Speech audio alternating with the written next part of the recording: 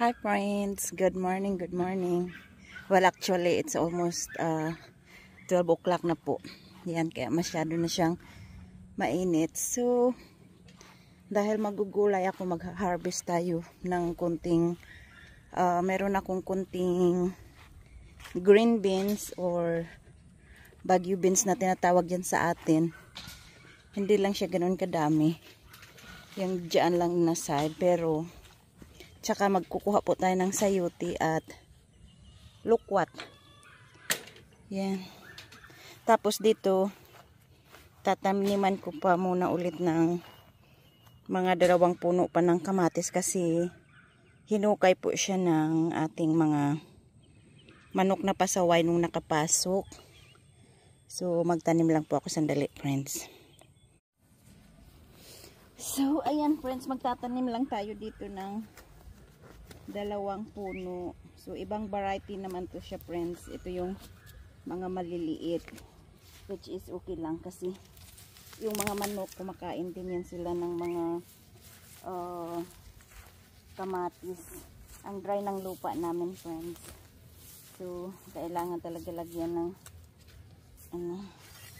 yan, dito natin tatanim. So, tatanggalin ko lang itong mga to. Iwanan ko ng mga 3 para malalim yung pagtataniman ko. Yan.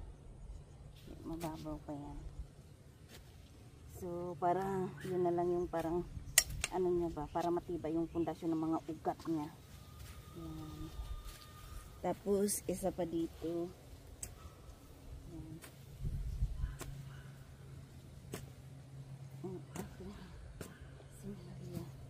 Tanggalin ko din yan. Para hanggang dito yung ugat nila ba. Hindi basta na. So, yan siya. Okay na yan. Yan, tapos didiligan ko na lang.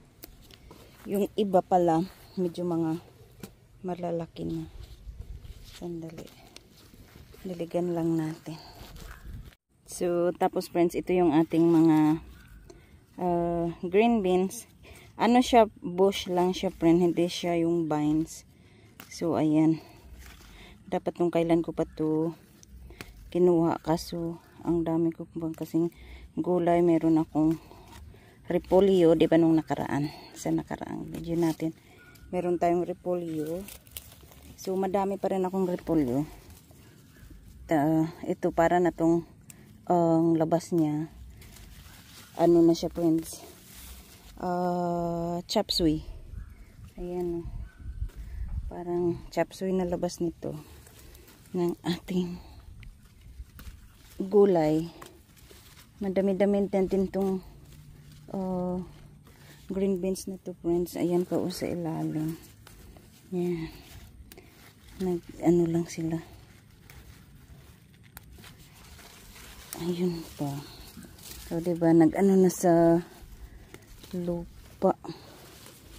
Naalala ko tuloy yung, ang tawag niyan, munggo. Nagtanim din ako munggo dati dito.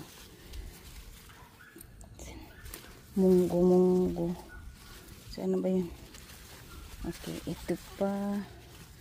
Ang dry ng lupa natin. Buksan ko nga yung sprinkler nila. Kasi yung sprinkler nila dito ay walang timer. So manuma, hindi nilagyan ni siya ng timer dito kasi wala naman masyadong akong tanim dito ba. Yan, kaya ayan, ang dami rin. Kaya bubuksan ko lang tapos papatayin ko lang din yung sprinkler nila. Kaso nakakalimutan ko din minsan ng patayin, kaya minsan magdamag din yung niya, ang dilig. Sayang yung tubig tsaka kuryente, kasi yung tubig namin nakaano sa kuryente kasi deep well yung gamit namin dito sa mga pag dilig-dilig nitong mga plants namin, friends. So magtatanim siguro ako ulit ng green beans ba, pero yung parang mas gusto ko yung vines kasi pag kukuha ka, nakatayo ka lang ba? Ito, nakaupo or nakatuwad-tuwad, ano yun sa Tagalog. Yan. Diyos mio, marimar. Ang init. Saan na yun? Nahulog na. Ilan lang tong puno na to, friends. Kasi diba dati nagtatanim ako ng madami. Laging madaming sobra. Yan yung doon. Meron din. Namatay na. Okay. Kuha pa tayo ng friends, ng lukwat. Kasi pahinog na rin yun. Hindi siya pwede mag-over ripe. Mabilis sila ma-over ripe yung ating lukwat. So, ayan yung ating green beans na nakuha, friends. Yan.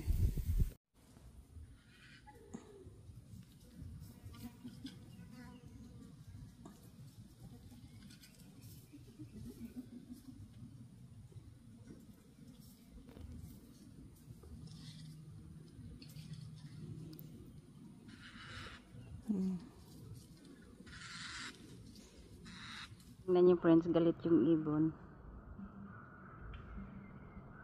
Kasi nandito yung kanyang pugad.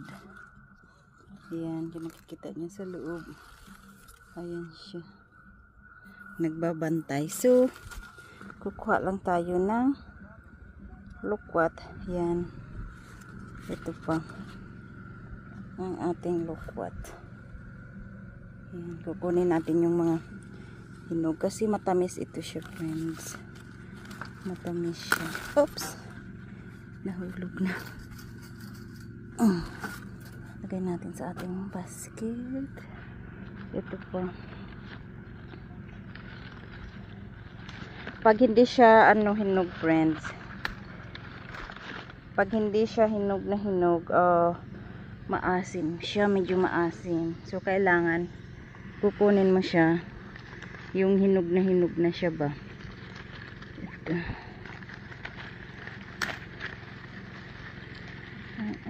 Ayan siya. Baka anuhin tayo ba.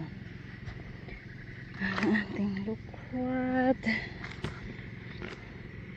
Nakita nyo naman kanina si Sophie. Kinuha na niya yung iba. Ayan. So, hindi na to ganun kadami. Tapos siya kumuha na rin dito ba. Nagkain-kain. So, yan siya. Tingnan nga natin, friends, yung pugad ng ibon kung yan. Tingnan nyo nga kung may kung itlog pa rin or baby na. Ayaw mag-focus. Hindi ko makita eh.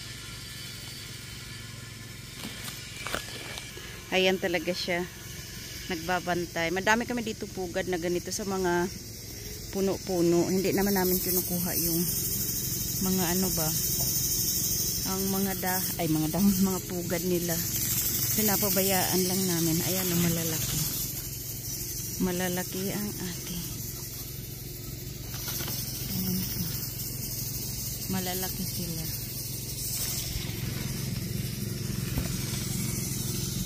So, yan lang nakuha ko na lukwat, friends. Kasi yung ibon nagagalit na siya. Kala niya siguro kukunin ko yung pugad niya ba. So, yan lang kuha natin. Tapos ang ating beans. Tapos ngayon kukuha na tayo ng sayuti. So, friends, ito na yung ating sayuti. Nagano na yung kanyang mga vines pati sa lupa. Ayan. So, April na ngayon. Ayan, nag-uumpisa na silang parang ba yung mga dahon niya dahil super init na ngayon, friends.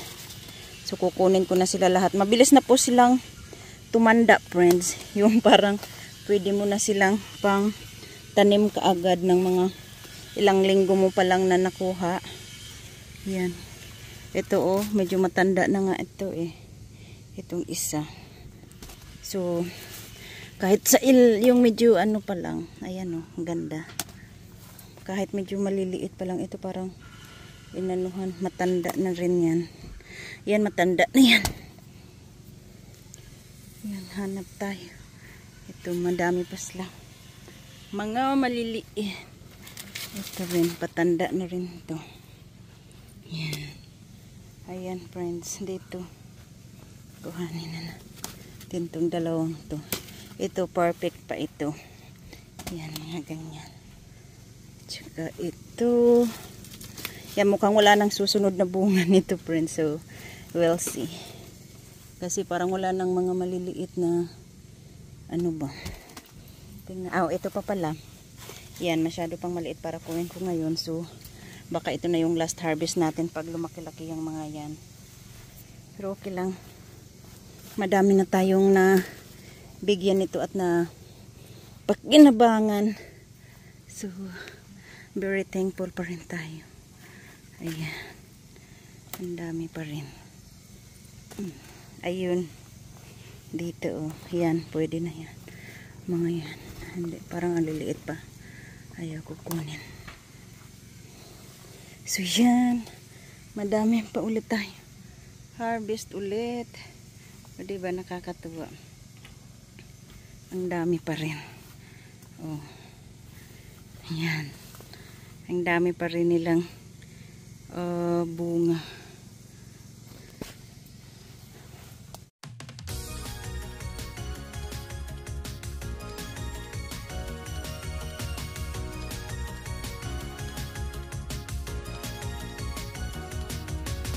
Would you even be with me